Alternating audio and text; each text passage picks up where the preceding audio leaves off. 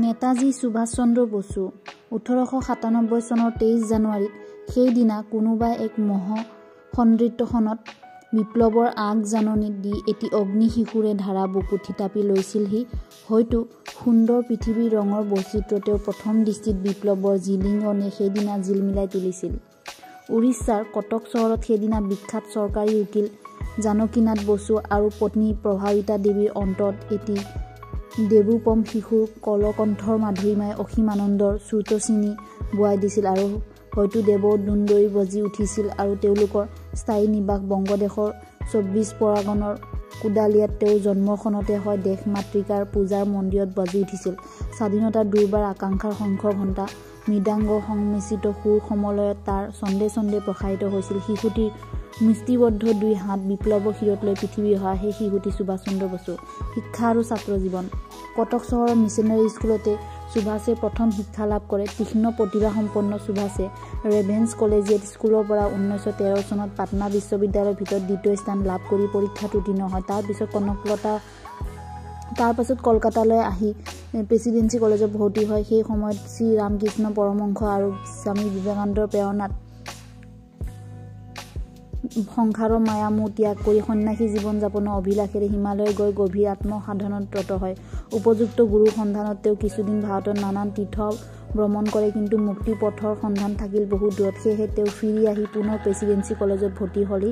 ক'বলৈ গ'লে এই প্ৰেচিডেন্সি কলেজে তেওঁৰ অন্তৰত ডুব খাই থকা দেশমাত আৰু বিপ্লৱী ভাৱধাৰা আগ্নেয়গিৰিত উদগিৰণ বিৰঙণি জগায়।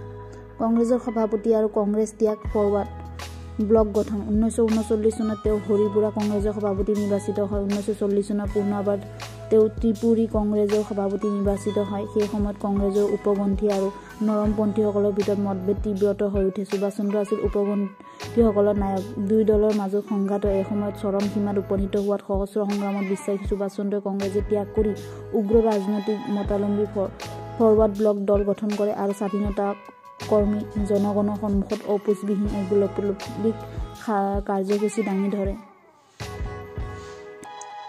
বিজয় যাত্ৰা আৰম্ভ। 1943 চনত জাপানৰ সাহায্য লৈ আজাদ হিন্দ ফৌজ বাহিনীয়ে ইংলেণ্ড আৰু আমেৰিকাৰ বিৰুদ্ধে যুদ্ধ ঘোষণা কৰিলে। ব্ৰহ্মদেশ আৰু ভাৰতৰ দুৰ্গম গিৰিপ্ৰান্ত অতিক্ৰম কৰি আজাদ হিন্দ বাহিনী দুৰ্দাম গতিৰে আগবাঢ়ি আহি ইম্ফল আৰু কহিমা দখল কৰিলেহে পৰ্বতৰ কন্দৰে ধৱনী প্ৰতিনিত হ'ল জয় হিন্দ। 1945 চনত 18 মাৰ্চত ভাৰত ভূমিৰ পূৰ্ব প্ৰান্তত স্বাধীনতা ভাৰতৰ ত্যাগ ৰঞ্জিত পতাকা উত্তোলিত হ'ল। নেতাজী দেশবাসী আহ্বান জনালে দিল্লী চলো, দিল্লী যাত্ৰা আৰম্ভ হ'ল।